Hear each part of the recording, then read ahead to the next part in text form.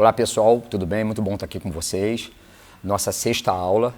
Hoje a gente vai falar sobre um tema, como vários temas da Bíblia são controversos, cheios de informações cruzadas, que são anjos, demônios e Satanás. Então, ele é um tema que ele demanda muito a nossa imaginação, a nossa,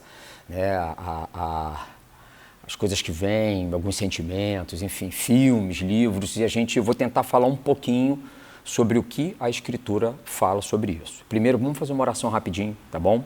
Senhor Jesus, mais uma vez obrigado, Senhor, pelo momento precioso, pelo momento que o Senhor nos reserva de ouvirmos a Tua Palavra. Nos dê a sabedoria necessária, Pai, para compreendermos e retermos essa sabedoria, esse conhecimento em nosso coração e nossa mente. E muda nossas vidas, Senhor, por meio desse conhecimento. Em nome de Jesus, Senhor. Amém. Então, vamos lá. Existem criaturas espirituais que foram criadas por Deus, que são os anjos, né? E os anjos caídos, que são os demônios. O que acontece? O que entra muito boi nessa linha? No nosso cano, na formação do cano, isso é uma conversa para um outro dia, mas era muito bacana. Nós temos documentos, livros, rolos que entraram no cano, outros não. E tem dois tipos de livros, de rolos, que eles não foram muito aceitos, né? Os pseudepígrafos e os apócrifos. Embora sejam livros, sejam materiais de um contexto histórico muito forte, muito robusto, que colabora para o entendimento da Escritura, eles não foram reconhecidos como inspirados por Deus, os seus escritores não foram inspirados por Deus, usaram nomes falsos, enfim.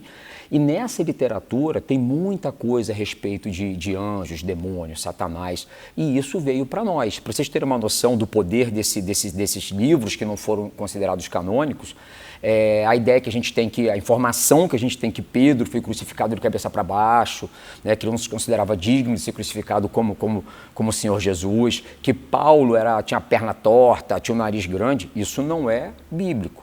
Tá? Isso vem dessas literaturas apócrifas, pseudoepígrafas. Então, esse conhecimento de anjos, demônios, Satanás, exorcismos, isso tem uma fonte muito forte que não é escriturística. Você não encontra isso na Bíblia. Determinadas informações que você vê em algumas igrejas de forma geral, que você acha que, às vezes, a Bíblia fornece um manual para como nós vamos lidar com demônios, como nós vamos tratar com eles, e não é assim. Tá? Nós sabemos que essas criaturas foram criadas por Deus, os anjos e os demônios, né? E Satanás, ele mesmo, um anjo mau, né? Que é considerado como o líder dessas hostes do mal, né? Eles são dotados de julgamento moral e grande inteligência. O que é julgamento moral? Eles pagam, eles têm pena, tá? Eles recebem pena pela atitude ruim. Eles podem cair, eles apostatam e eles pagam por isso. Então, isso que é o julgamento moral, eles não estão isentos disso, eles são criaturas, tá? Eles são seres criados como nós. Eles não têm corpos físicos. Há muito tempo acreditava-se que os anjos eles teriam um corpo etéreo, uma massa, um éter, mas isso ficou. Tá? Porque acreditava-se alguns possíveis versículos bíblicos mostrando eles como uma energia de um raio, de um trovão, só que isso não se sustentou. E a angelologia ela é atribuída muito a um período pós-exílico, né? Que isso teria desenvolvido muito no povo hebreu durante o período persa, principalmente, que foi o final do cativeiro babilônico, mas isso não se sustenta porque muita coisa que aparece no período pós-exílico já era, em relação a anjos e adjacências, já era comum no período pré-exílico. Então, eles são exemplos de adoração ao Senhor, eles são exemplos de poder, mas nós não devemos adorá-los. Eu vou citar algumas passagens, talvez eu leia uma ou duas, mas vocês podem buscar depois. Isaías 6, 2, 3 e principalmente Apocalipse 19, 10, quando João se prostra perante um anjo e o anjo fala o que para João? Levanta que eu sou igual a você, eu sou criatura igual a você não tem que me adorar.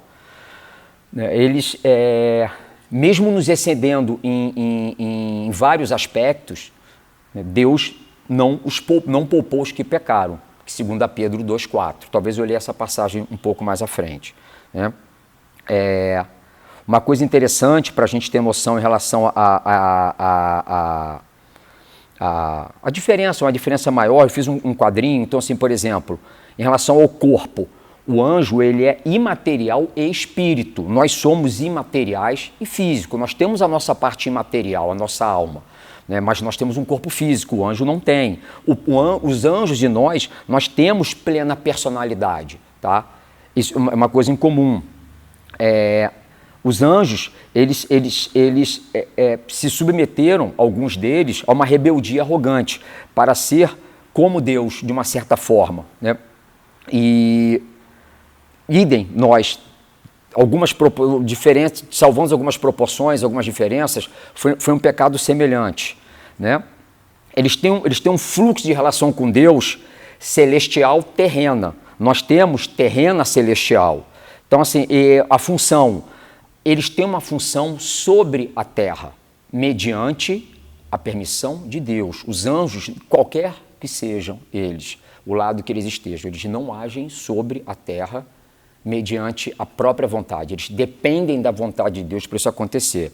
E a nossa função é um domínio sobre a terra. Então, assim, isso são diferenças que são interessantes entre nós que somos seres criados, tanto os anjos como nós, né? As Escrituras, ela cita, tá, não extensivamente, basicamente 3 tipos de entidades divinas: os querubins, os serafins e os seres viventes. Os querubins, os serafins e os seres viventes, pode haver uma espécie de uma hierarquia, e a Bíblia, ela até coloca uma certa diferença de funções entre eles. De repente eu falo um pouquinho mais tarde, né? Elas indicam a hierarquia. Por exemplo, Miguel, em Judas 9, ele é chamado de arcanjo, né? Esse prefixo arque, você vê superior, arqui-inimigo, arquibancada, né? Então, você tem em Judas 9 uma designação a Miguel que colocaria ele num patamar acima. Isso nos dá a noção de haver alguma hierarquia. Uma coisa interessante, né, que a gente vê em Salmo 91, 11 e 12. A gente não tem um respaldo bíblico para um anjo pessoal da guarda, tá? Sendo pessoalmente ou para alguma igreja. Aí a gente vai mencionar lá as cartas para os anjos de Apocalipse, as 7 cartas dirigidas aos anjos. Ali você tem um outro tipo de exegese, de interpretação daquilo, mas o conceito do anjo da guarda, que cada um de nós tem um anjo que nos guarda, isso não há respaldo bíblico. Você tem na passagem, quando Jesus fala das criancinhas, que os anjos delas veriam Deus face a face. É o mais perto que você teria de anjos tomando conta de um grupo de pessoas, nunca uma pessoa individualmente, né? Embora a atuação dos anjos seja totalmente para guardar os eleitos, está lá em Hebreus, né? Então, em hipótese alguma, eu quero dizer que, né, não tem nem como dizer isso, que os anjos não venham para nos guardar, né, guardar os eleitos de Deus, mas individualmente, como eu mesmo, né, a gente cresce ouvindo o anjo da guarda, existem orações para anjo da guarda, isso não tem respaldo bíblico nenhum. Então, os demônios, eles são anjos maus, tá? Que eles tiveram a condição de arbitrar, eles tiveram uma condição de escolher e optaram por apostatar. Então, são anjos maus que pecaram contra Deus e que agora praticam continuamente o mal no mundo. Eles são anjos que pecaram, a quem Deus, abre aspas, isso é 2 Pedro 2,4, Deus não poupou, mas os lançou no inferno, prendendo-os em abismos tenebrosos. Ou seja, como eu disse, os anjos, eles são passíveis, os anjos maus, né, os anjos, eles são passíveis de juízo moral. E os que apostataram, que se distanciaram de Deus, Deus os tem presos em abismos tenebrosos. Eles não eram mal no início, até porque eles faziam parte de toda a criação que Deus fez questão de reincidentemente dizer que era o que a criação? Ela era boa. Então, os anjos, eles não nasceram dessa forma. Eles faziam parte dessa boa criação pré-queda. A gente não tem um relato claro, como algumas pessoas, você vê na internet, algumas literaturas totalmente extrabíblicas de hoje, tá? Até do passado, especificando com riqueza de detalhes em que momento que houve a queda de Satanás, em que momento que houve a queda dos anjos. Até eu vou mencionar rápido aqui uma passagem que ela respaldou durante muito tempo algo em relação à queda dos anjos, mas que com o tempo a interpretação dela foi mudando, fizeram uma exegese melhor e acabou se entendendo, e creio eu, né, em relação aos compêndios de teologia sistemática, de teologia bíblica, que é uma compreensão melhor dessa passagem do que houve no passado. Satanás, né? Satan, do hebraico, né? Ele, na verdade, Satanás, ele se tornou um nome próprio, ele é o líder dos demônios, e mas na verdade é um nome próprio, mas que vem de uma função, de um adjetivo, né? O adversário, somente o adversário de Deus, o acusador, que nos acusa incessantemente. E ele é mencionado, nossa, eu fiz um levantamento aqui com as respectivas passagens bíblicas, eu não tenho nem condição de ler todas, senão a gente vai até chamar mais atenção para ele do que a gente quer, porque são muitos nomes que ele é chamado em toda a Escritura. Mas ele é mencionado pelo nome em várias passagens, Crônicas, Mateus, Lucas, né? Ele é também citado, poucos nomes, Beelzebu, a serpente, príncipe deste mundo, príncipe do poder do ar, o maligno. Uma coisa interessante, ele não é príncipe do mundo, ele é o príncipe deste mundo. Isso é algo que a gente tem que deixar bem claro. Nós sabemos quem é o soberano, quem é o nosso pai, o nosso rei, príncipe do mundo, de toda a criação. Satanás, ele é príncipe deste mundo. Satanás, ele já está derrotado, ele foi derrotado na cruz. Ele está vivendo os momentos finais da vida dele, até a parousia, até o retorno, onde ele vai ser definitivamente aniquilado. E ele sabe disso, porque é uma coisa bem interessante para nós, que isso me chama muito, sempre me tocou muito, que o demônio sabe quem é Jesus, e nós não sabemos. Olha isso. E não é lá não é no discurso de Jesus para os fariseus, para os escribas, serve para nós. A gente tem dúvida de uma coisa que um demônio não tem. Isso serve como um alerta muito grande para a gente. Nós colocamos em dúvida a majestade, a soberania de alguém que um demônio não tem a menor dificuldade de entender quem ele seja. Isso é um alerta muito grande para a gente. E Satanás é o príncipe deste mundo, que está com os dias contados. Satanás, Jó fala em 3:8, ele pecou desde o início, a vida dele foi pecado, né? A gente vê em Apocalipse 12, a briga do dragão com a mulher, ali você tem aquele capítulo, especificamente capítulo 12 de Apocalipse, você tem uma imagem toda da história da Escritura, toda, desde lá de trás, ele querendo pegar o filho da mulher, enfim, esse capítulo é muito forte, ele arrastando as estrelas de lá, que são os anjos, porque isso eu vou tocar nesse ponto, né? Ele é criador do pecado, ele pecou, ele enganou Eva, né? Ele já era enganador antes de enganar Eva, então ele já tinha o pecado nele antes de ele enganar Eva com astúcia. E a palavra astúcia é interessante, porque é uma palavra que a palavra, o campo semântico dela é o mesmo que nu.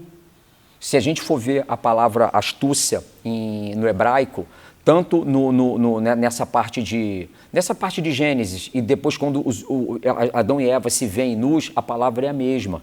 Tá? E a astúcia, depois, ela é até usada como uma boa qualidade. Quando Jesus, na comissão, na primeira, vai enviar os apóstolos e falam para eles serem, que ele vai mandar ele para o meio de lobos, para eles serem astutos como a serpente. Nós temos que ser astutos em relação ao mal. Não fazer o mal via astúcia, que foi o que aconteceu aqui. O diabo e seus anjos, eles são limitados, tanto pelo próprio poder, como pelo controle de Deus. Então, assim, o Satanás, né, o diabo, dos anjos maus, eles são como cachorros bravos, muito bravos, só que com uma coleira, uma guia, que não vai se romper nunca. E imagina aquela coleira que você aperta o botãozinho, ela vai um pouquinho, depois volta, vai um pouquinho. Esse raio de ação, ele é totalmente determinado por Deus. Satanás, ele não tem condição, ele não tem a menor condição, isso fica muito nítido em Jó. Quando Satanás roda pelo mundo, ele vem a Deus. Ali você tem algumas pessoas que entendem que ali era uma espécie de uma assembleia, que Deus usualmente convocava os seres e Satanás vinha, e outras pessoas entendem que ele entrou assim meio furtivamente. Mas enfim, o que eu quero dizer é que ele roda pelo mundo, ele está rodando pelo mundo, e ele é o príncipe deste mundo e ele vem a Deus. Só que a atuação dele é totalmente... Ali fica muito, muito patente, né, esse diálogo dele com Deus e ele pede a Deus algumas coisas. Mas mesmo quando a gente na Bíblia não tem essa petição, Satanás age mediante a outorga de Deus, a liberação de Deus. Ele não faz nada, ele está preso numa coleira. Deus pode deixar ele andar um pouquinho mais, volta à coleira, mas é tudo feito de acordo com a vontade de Deus. Nem ele, nem a corja de anjos dele tem poder de atuar autonomamente. Grande parte do pecado na Bíblia, isso é uma coisa muito interessante, que eu até vou ler essa passagem, tá? Isso aqui, de repente, até mencione depois, porque isso é importante para nós, tá? A gente não é resultado de Satanás ou dos demônios, é nossa, tá? Nós temos mal dentro de nós suficiente para gerar mal. Tá? É cômodo, é até certo ponto cômodo nós atribuirmos o nosso mal, qualquer mal que seja. Né? Eu não vou entrar num ponto de escala de maldade, mas o mal, ser rude, ser grosseiro, ser perverso, soberbo, mentiroso, atrelar isso a um papel de Satanás ou de anjos maus a nós. Não é. Nós carregamos o mal em nós suficiente para isso. Aí essa passagem que eu leio com vocês, que é Tiago 1:14. Aqui. Tiago.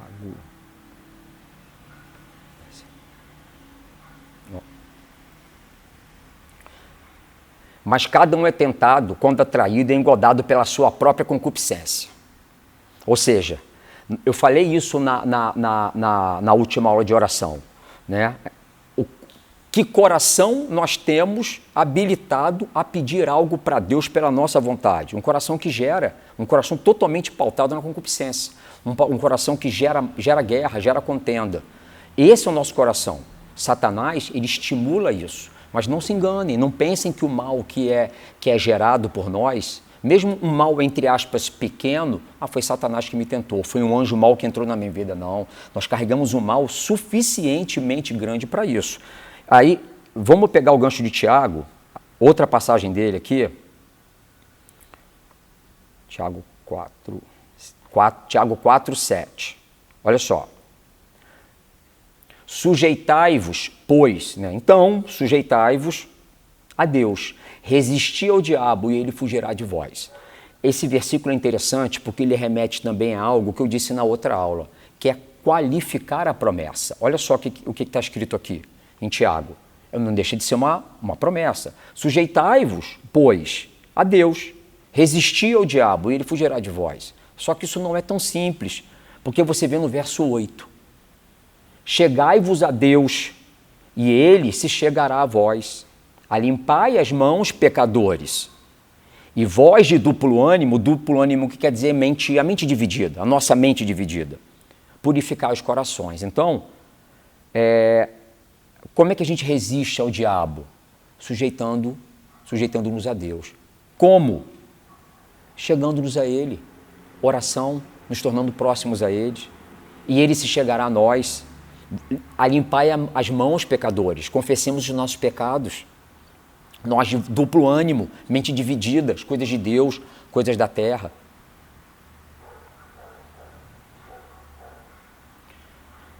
Como eu disse, alguns mitos, né, que a gente tem, a corporalidade dos anjos, porque algumas partes, alguns momentos na Bíblia, eles estão em formato corpóreo.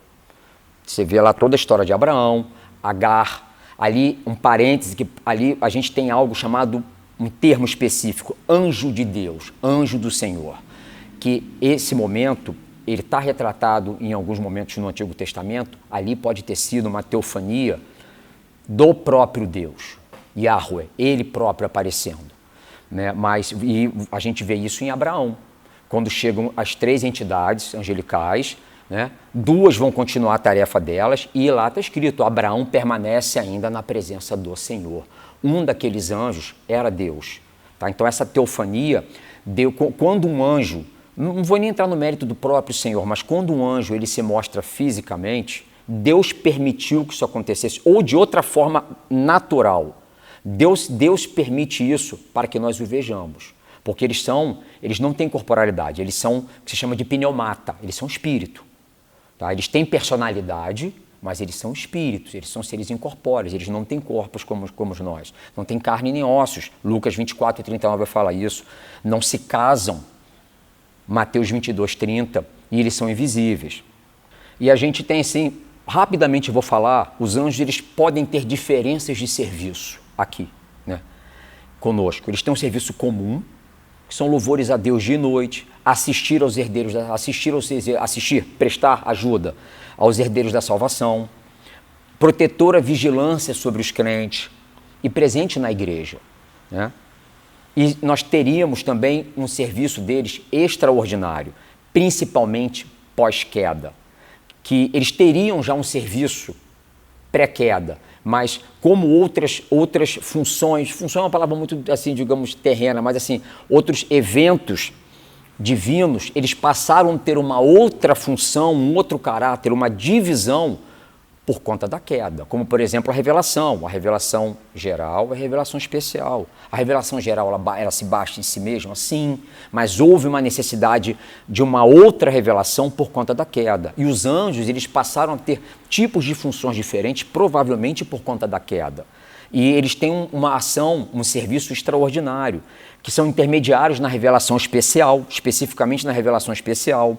Eles comunicam bênção e executam juízos. E eles têm grande ação, tiveram grande ação desde o dia na ação no dia dos patriarcas até o momento da entrega da lei. Você percebe na Escritura, na parte veterotestamentária, na parte neotestamentária, você percebe momentos cruciais da ação dos anjos. A gente consegue identificar isso.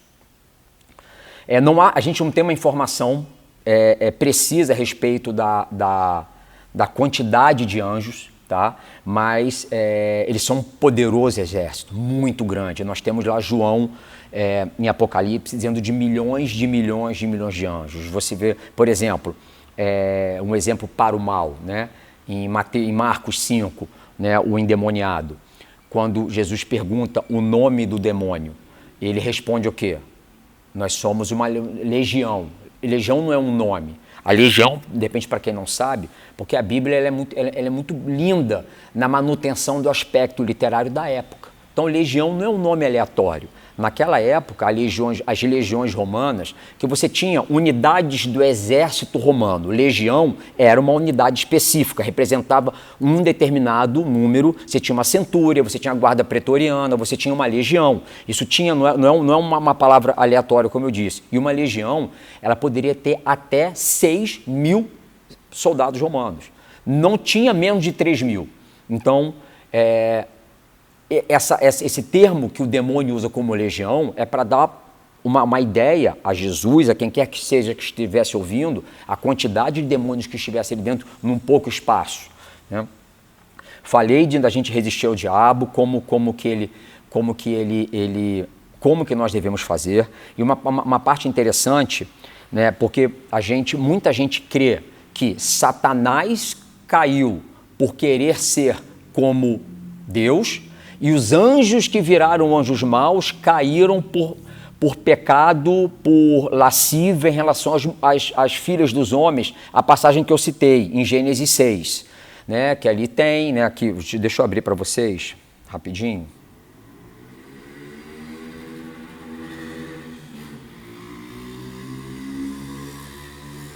Viram os filhos de Deus que as filhas dos homens eram formosas e tomaram para si mulheres de todas as que escolheram.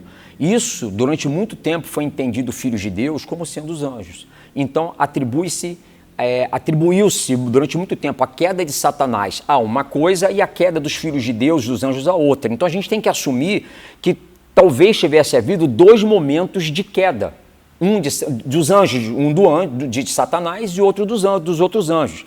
Isso não se sustenta, passou a não se sustentar mais, não tinha sentido duas quedas. Satanás trouxe todos. Porque essa interpretação, o que se consolidou mais? Que esses filhos de Deus, aí vocês vão falar assim, mas pô, Gustavo, essa expressão filhos de Deus se referindo aos homens, não se tem antes disso em Gênesis, ok, mas provavelmente filhos de Deus se refere aos cetistas, né? Aos descendentes de Sete, aos descendentes da mulher. Então, então assim, os filhos de Deus, os descendentes de Sete, que deveriam manter uma pureza da linhagem, eles viram que as mulheres, as filhas do homem, da terra, as outras tribos eram formosas e tomaram como mulheres. Então aqui você começa a ter os casamentos misturados, relações misturadas. Então assim, parou-se de ver nesse versículo que filhos de Deus se referem a anjos que se envolveram com mulheres. Porque aqui, como eu li, você vê que em Mateus 22:30, os anjos não se casam, que é o momento que é dito como será a nossa condição na eternidade. Essa questão de matrimônio, de atração, né, pelo sexo oposto, isso não vai acontecer, porque como os anjos, nós não nos casaremos. Então, isso que aconteceu em Gênesis 6, enfim, foi provavelmente, essa interpretação, ela não se sustenta mais, como sendo os anjos se envolvendo com as mulheres dos homens. Não é isso. Então, há, por exemplo, você vê em Lucas, em Atos, mais de um ponto, que nós podemos decidir falar diretamente com um demônio, né?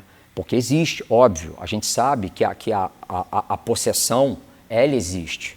Ela pode ser massificada como nós vemos hoje? Talvez não vou entrar nesse mérito, não é a conversa agora, mas não dá para nós também irmos para o lado do cessacionismo, onde N coisas que aconteceram no passado não acontecem mais. Também não adianta nós irmos para esse extremo, porque você vê em Lucas 9:1, 10:17, Atos 8:7 e 16:8, né, nós nominalmente nos referindo ao demônio. Agora, esse manual que eu falei para vocês, que existe, né, de exorcismo, de retirada de demônios, determinados procedimentos, como se faz, como se não faz, isso não tem na Bíblia. Isso é empírico de quem, enfim, em algum momento lidou com essa situação, mas nós não temos, isso não é bíblico, mas nós sabemos de uma coisa, né? Toda a história da Bíblia, ela está entremeada pelo mal. Todo o cordão de ouro que vem lá da queda, até perpassando o período intertestamentário, entrando no período neotestamentário, você vê Satanás agindo de várias formas. E você vê ali, por exemplo, você vê Ruth, você vê Esther, né, assim, ao contrário do que muitas mulheres pensam, que a Escritura relega a mulher a um plano, nada disso. Você vê nesses dois livros, assim, a linhagem da mulher, a linhagem de Deus, permanecendo por um fio, por muito pouco não se esvai. E é Satanás, sempre ali, sempre trabalhando para tentar eliminar a linhagem da mulher. Então, eu espero ter trazido para vocês hoje um pouco sobre né, a angelologia, que é como se trata, né, o estudo dos anjos. É uma ciência um estudo que se desenvolveu um pouco mais tardiamente, assim, de uma maneira mais focada, mas Agostinho já tinha um interesse grande, tá, em anjos caídos, mas se consolidou um pouco depois, como várias doutrinas dentro da teologia. Deus sabiamente deu esse caráter de progressão à revelação para que ela progredisse e fosse se adaptando à realidade humana no momento certo.